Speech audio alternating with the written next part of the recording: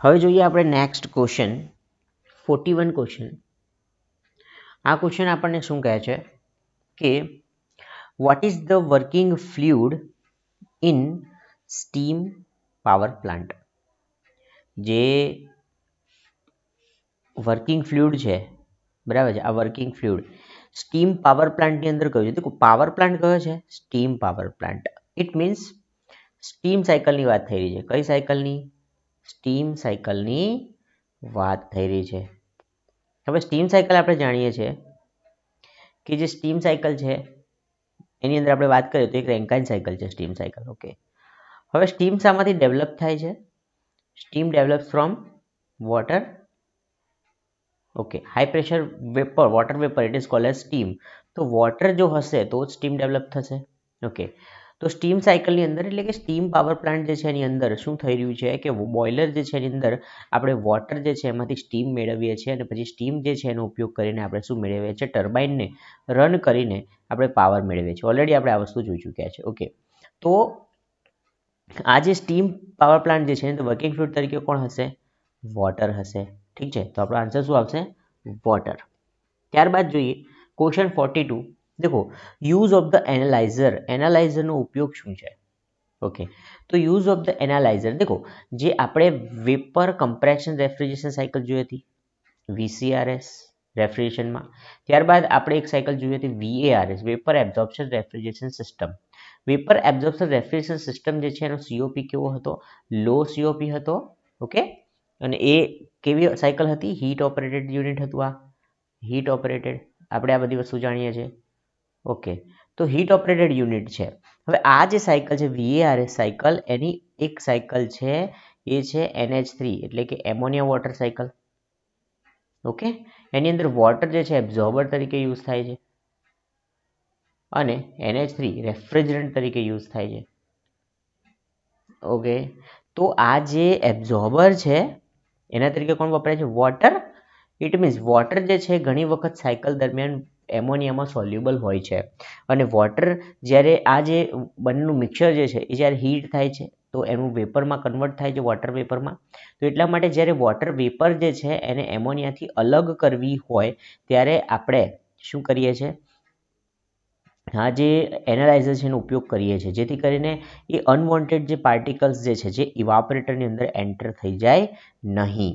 Okay, તો ઇવાપરેટરની અંદર એ unwanted particles જવા જોઈએ નહીં વોટરના, એટલા માટે એનાલાઇઝર જે છે એનો ઉપયોગ કરવામાં આવે છે. It is what our answer is એ.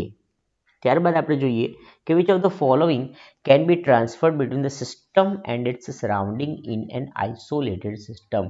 આપણને થર્મોડાયનેમિક્સની અંદર જે સિસ્ટમ જે છે એના ટાઈપ છે એમાંથી ક્વેશ્ચન પૂછવામાં આવ્યો છે. 3 પ્રકારની સિસ્ટમ હોય છે. એક છે ઓપન સિસ્ટમ, ત્યારબાદ હોય છે ક્લોઝ સિસ્ટમ અને થર્ડ સિસ્ટમ જે હોય છે એ હોય છે આઇસોલેટેડ સિસ્ટમ. આ 3 સિસ્ટમ જે છે હોય છે એમાં આપણે જાણીએ છીએ કે જે માસ છે અને એનર્જી છે એ બંનેનું ટ્રાન્સફર ઓપન સિસ્ટમમાં થતું હોય છે. ક્લોઝ સિસ્ટમની અંદર એનર્જી ટ્રાન્સફર થાય છે, માસ ટ્રાન્સફર થતું નથી. અને આઇસોલેટેડ સિસ્ટમની અંદર બંને વસ્તુ ટ્રાન્સફર થતી હોતી નથી. એટલે આઇસોલેટેડ એક એવી સિસ્ટમ છે જેની અંદર માસ ટ્રાન્સફર પણ થતું નથી અને એનર્જી ટ્રાન્સફર પણ થતું નથી. તો આપણને શું પૂછવામાં આવ્યું છે કે what can be transfer between the system and surrounding in isolated system. તો આઇસોલેટેડ સિસ્ટમની અંદર શું થઈ રહ્યું છે? શું નથી થતું? શું ટ્રાન્સફર થાય છે એવું પૂછવામાં આવ્યું છે. તો આપણો ઓપ્શન શું આવશે? નો ઓપ્શન. કારણ કે આની અંદર આ ઓપ્શન જે છે એમ કહે છે કે એનર્જી ટ્રાન્સફર થાય છે, આ ઓપ્શન એમ કહે છે કે માસ ટ્રાન્સફર થાય છે અને આ ઓપ્શન સી આપણને એમ કહે છે કે બંનેનું ટ્રાન્સફર થશે. પરંતુ આપણા કેસમાં કોઈનું ટ્રાન્સફર થતું નથી એટલે શું થશે? Answer is D. Which of the following is an extensive property. મિત્રો, થર્મોડાયનેમિક્સનો ક્વેશ્ચન છે એક્સટેન્સિવ પ્રોપર્ટી. 2 પ્રકારની પ્રોપર્ટી હોય છે. એક હોય છે ઇન્ટેન્સિવ પ્રોપર્ટી, બીજી હોય છે એક્સટેન્સિવ પ્રોપર્ટી. હવે આ બંને પ્રોપર્ટીઝ જે છે એની વચ્ચેનો ડિફરન્સ તમને ખબર હશે.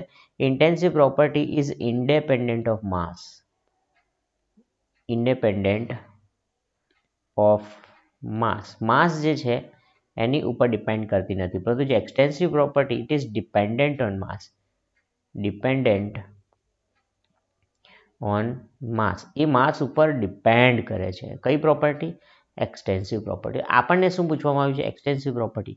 તો આમાંથી એવી કઈ પ્રોપર્ટી છે કે જે માસ ઉપર ડિપેન્ડ કરે છે? તો ઓપ્શન ડી જે છે એના સિવાય 3 જ પ્રોપર્ટી આપણને આપી છે, જેમાંથી આપણે ફાઇન્ડ કરવાનું છે કઈ પ્રોપર્ટી છે જે માસ ઉપર ડિપેન્ડ કરે છે. હવે આ બંને પ્રોપર્ટી જે છે ઇન્ટેન્સિવ અને એક્સટેન્સિવ, એમાંથી આપણે ફાઇન્ડ કરવી હોય કે કયા પ્રકારની પ્રોપર્ટી છે, મીન્સ ઇન્ટેન્સિવ પ્રોપર્ટી કઈ છે, એક્સટેન્સિવ પ્રોપર્ટી કઈ છે, તો આપણને એક બેઝિક કન્સેપ્ટ આપણા દિમાગમાં હોવો જોઈએ કે જે કોઈ પણ સબસ્ટન્સ છે એ સબસ્ટન્સનું માસ, એટલે માસ આપણે હાફ કરીએ, બરાબર છે. માસ જે છે, માસને આપણે શું કરીએ છીએ? હાફ કરીએ, તો હાફ કરીએ કે અડધું કરીએ કે પછી એમાં ચેન્જ કરીએ તો એની પ્રોપર્ટી જો ચેન્જ થાય છે તો એ કેવી થઈ જશે? એક્સટેન્સિવ થઈ જશે. એટલે માસના ચેન્જ થવાથી પ્રોપર્ટી ચેન્જ થાય તો એક્સટેન્સિવ પ્રોપર્ટી છે, અને માસના ચેન્જ થવાથી પ્રોપર્ટી ચેન્જ ના થાય તો એ ઇન્ટેન્સિવ પ્રોપર્ટી છે. ઓકે, હવે અહીંયા આપણે જોઈએ કે આપણે ફાઇન્ડ કરવું છે એક્સટેન્સિવ પ્રોપર્ટી, એટલે આ પ્રકારની પ્રોપર્ટી ફાઇન્ડ કરવી છે. એ એક્સટેન્સિવ, એનાથી શું થશે કે માસમાં ચેન્જ કરીએ તો પ્રોપર્ટીમાં ચેન્જ થાય. ઓકે, સૌથી પહેલાં જોઈએ પ્રેશર.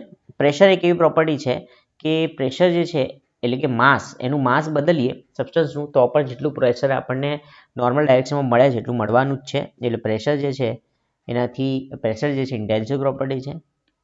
ત્યારબાદ આપણે જો વિસ્કોસિટી વોટર જે છે એ કેટલી અમાઉન્ટમાં ફ્લો થઈ રહ્યું છે એની ઉપર ડિપેન્ડ કરતી નથી. ઓકે, એ પણ કેવી ઇન્ટેન્સિવ પ્રોપર્ટી છે. જ્યારે વોલ્યુમની વાત કરીએ તો માસ જો અગર અડધું થઈ જાય છે તો સામે વોલ્યુમ પણ શું થઈ જાય છે? હાફ થઈ જાય છે, અડધું થઈ જાય છે. એટલા માટે વોલ્યુમ જે છે એ કેવી પ્રોપર્ટી છે? એક્સટેન્સિવ પ્રોપર્ટી છે. ઇટ ડિપેન્ડ્સ ઓન માસ. ત્યારબાદ જોઈએ what is the name of the process in which the vapour is directly transform into solid. Basically આપણે દોસ્તો જાણીએ છીએ કે વેપર જે છે એ ડાયરેક્ટલી ટ્રાન્સફોર્મ થાય છે સોલિડમાં.